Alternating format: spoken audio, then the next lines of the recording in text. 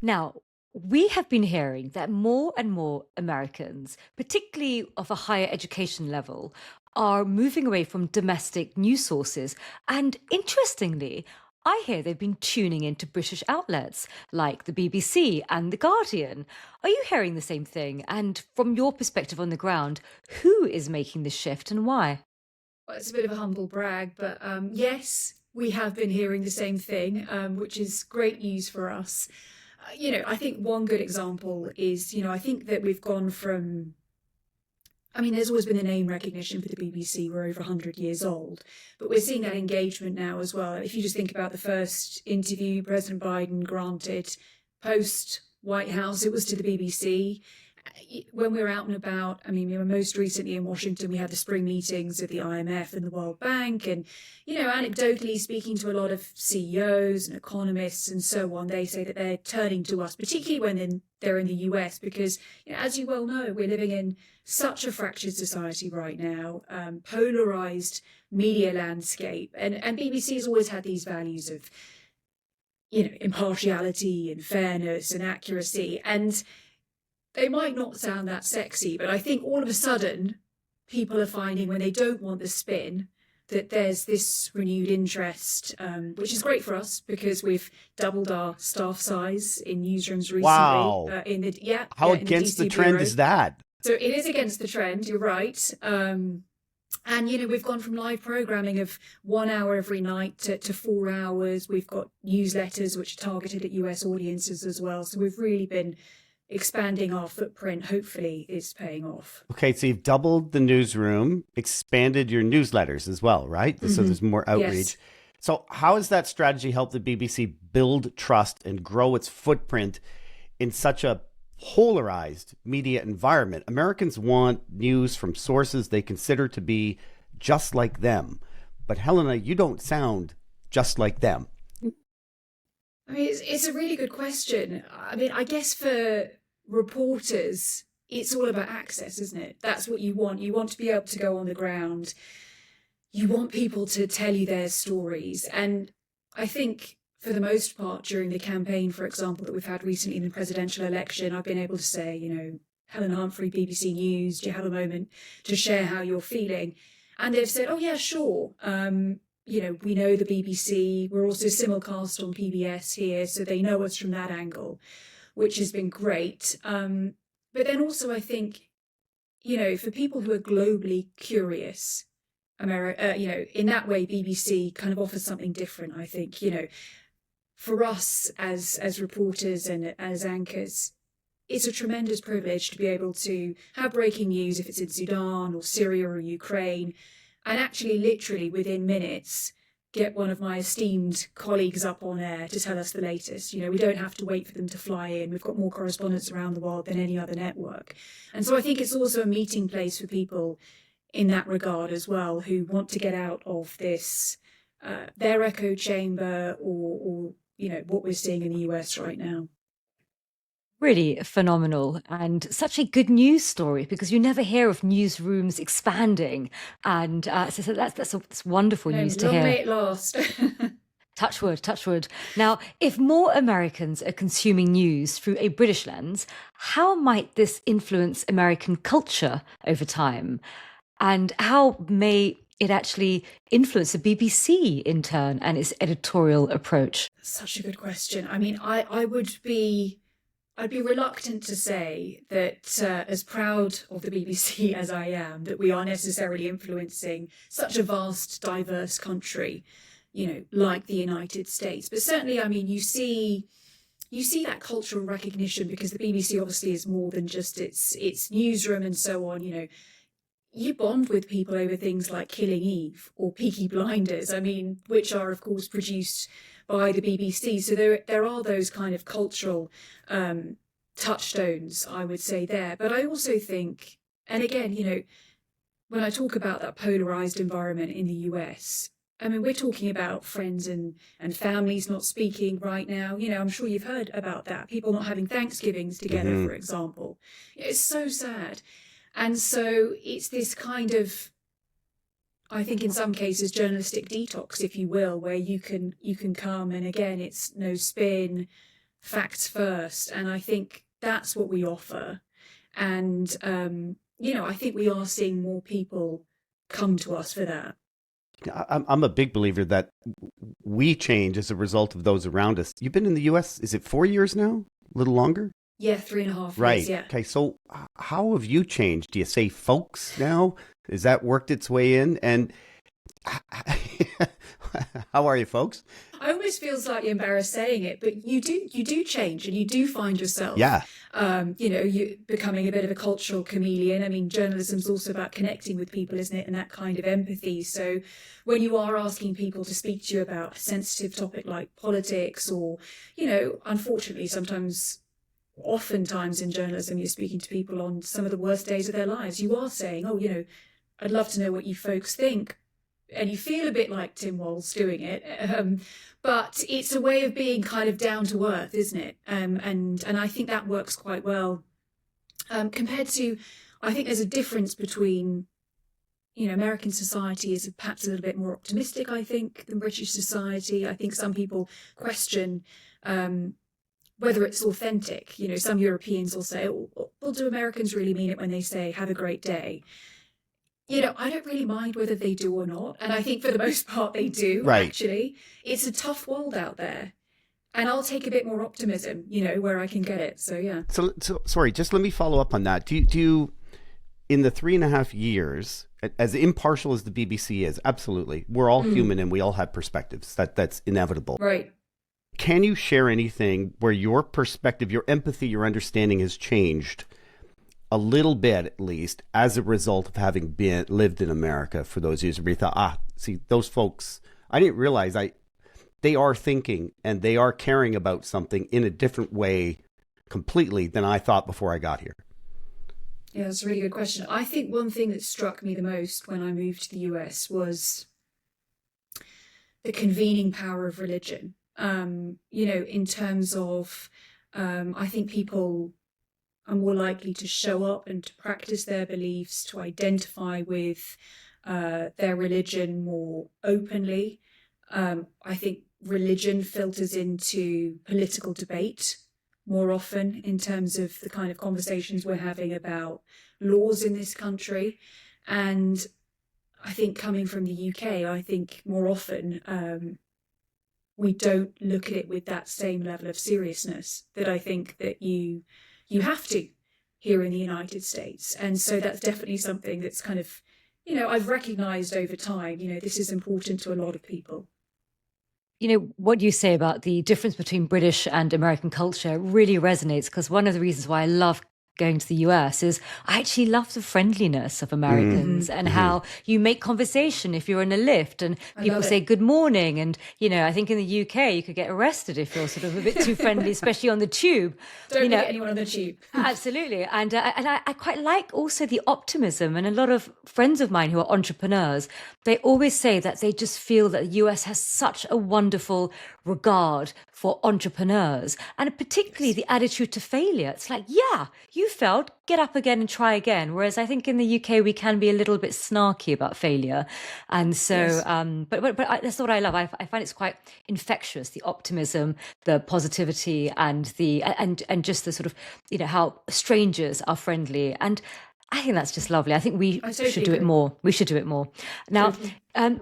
you mentioned about polarization, and there's, and it's really extraordinary what's happening when, I sort of dive into the world of TikTok.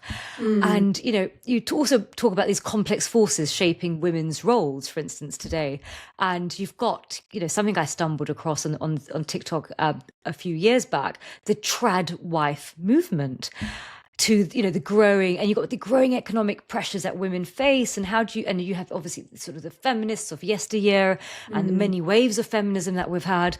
How do you see these trends influencing broader societal debates, particularly in the current political climate? Wow. I mean, how long do you have? I mean, this is a huge one, isn't it, to unpack? I think women in America are definitely at a crossroads right now. And I think if you look back at the last election, for the Democrats, they definitely thought that reproductive rights were going to be this, potentially winning issue. And I don't think it necessarily landed in the same way. But then you've got the trad wives movement. People have got a lot to say about it. But, one thing I will say is you've also got women monetizing trad wives content online. But women have gone through a lot here in the United States, even if you just think back to, the pandemic and how that impacted with what people called, women doing the bulk of, I'm loath to say invisible work, because I actually hate that term, invisible work, because it's only invisible if you don't look at it and you don't acknowledge it, right? And, this is a country that is one of the few industrialized nations that has no federally mandated parental leave right now. And so, when we were discussing, okay, I was in the Haley camp at one point, following Nikki Haley around at the primaries, and she had her ardent supporters, and with Harris as well. And even when you sort of ask the question to women, is America ready for a woman in the White House? Even people who desperately willed it so, I honestly don't think I ever really got like a hell yeah. Wow. People would say, oh, well, yeah, I really hope so. I really hope it'll be time soon. And I want to show my daughter and my granddaughter and so on. But I didn't get that resounding, let's go. And I think that's pretty interesting about and indicative of where women are in the United States right now. You work in television. You're a woman. Women get judged. I know from my time in TV. So I'm not going to ask about what sort of texts and social media comments you get, because I'm sure they're, wow, all over the road. The judgment, is it different from British audiences as opposed to American audiences? And please give us the real, if it's much worse one way or the other, I'm actually dying to hear it. Yeah. I mean, I think, you've nailed it, Doug. I mean, you could win a Pulitzer and someone's going to say, didn't like her hair. That will Look happen. at that dress. Yeah. So, and that's true, or, that's true for both sides of the Atlantic.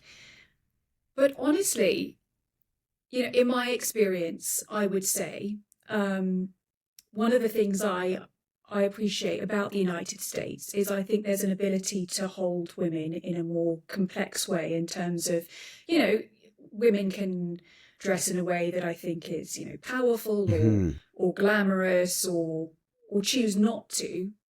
I don't think necessarily that you get the same judgment with regards to their intellect all the time. Whereas, I have to say, coming up as a journalist in the UK, I feel that the messaging I got was more, try not to stand out, tone it down.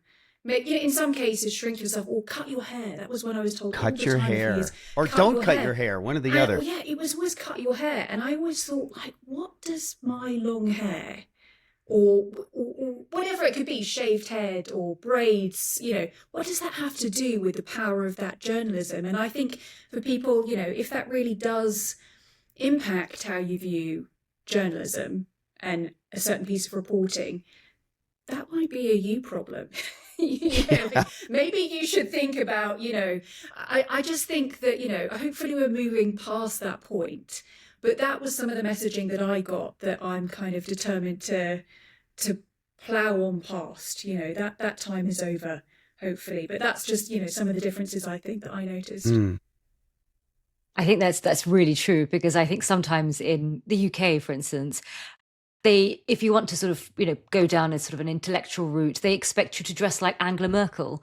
And, yes. and if you don't, then then they're just instantly dismissive. And they have this sort of really odd view that you have to be one or the other. And it's, and so it's almost like women can't be glamorous and enjoy, makeup and hair and clothes and fashion. Express themselves. And you have to sort of almost take this sort of Margaret Thatcher, masculine energy to the work that you do in order to be taken seriously. Yes. So it's, Farzana, do you see that when you're in the US as well? Do you get a different feel from the atmosphere? Yeah, I think in the US you see these incredibly glamorous women who are, unapologetic about their fashion and their grooming, and they are, and they're in these great public spaces where, high level, politicians or policymakers, entrepreneurs. And so I think the US it just seems a little bit more forgiving in that respect. There's a bit more go for it. Yeah, go for it. Yeah, and funny enough, even when I was doing a lot of work in Ukraine, I think even 10, 11 years ago, and I was absolutely astonished how you had these incredible Ukrainian women who were so feminine, beautifully dressed, love fashion, and they had like a PhD in aeronautical engineering, and they were like assistant minister of this department, and they didn't have to compromise their femininity for for their profession, and they were taken seriously. So it always struck me as I travel around the world that some cultures allow women to be operating at high levels professionally and leaning into their femininity, whereas others sort of kind of want you to bring on that masculine energy sort of aesthetically, the way that you dress and the way that you carry yourself, and if you don't, they'll sort of perceive it as something that they just don't take you seriously. It sort of it becomes a bit sort of undermining, and they can't quite balance both of them in their mind, that a woman who likes fashion can also be a woman with a brain and good at her job and so forth. So I think it can be quite reductive at times. I've got one last one for you, Helena. You work in television news. The average age on CNN, sorry, mentioning a competitor, is 67. The average age of a viewer on Fox is 69. Television. I mean, come on. Nobody's watching anymore. Yeah, I know. And we wrestle with this all the time, and how are we going to be digital first and so on. And I think, you were talking about those differences between, or how the US has shaped me. I mean, I've also worked at US media networks for a long time, CBS and NBC and MSNBC. There are no wasted words in American TV or reporting. You have to be pithy, to the point. You are competing with TikTok and Insta and so on. And, I think maybe it seems funny to bring up someone like Hemingway when you're talking about something like this, and it's a bit of a journalism cliche, isn't it? But short sentences, no wasted words. When we're doing reporting often for US networks, we're boiling things down that are very complex to 1 minute 30, for example. And I think we're going to have to keep carrying that forward into our TV news, because otherwise people will be turning off. We're competing with these phones, and that's the challenge of our generation, I think. And we haven't necessarily worked out how to do it. All ideas welcome, but it's a huge, huge one. So listeners, answers on a postcard, please. Yes, please. Small postcard. Yeah. Helena, thank you so much for your time today. We know you're incredibly busy, and taking time out to share your incredible perspective as a Brit in DC, and at such a pivotal time for the BBC. Well, thank you. Real pleasure to chat to you both. So thanks a lot.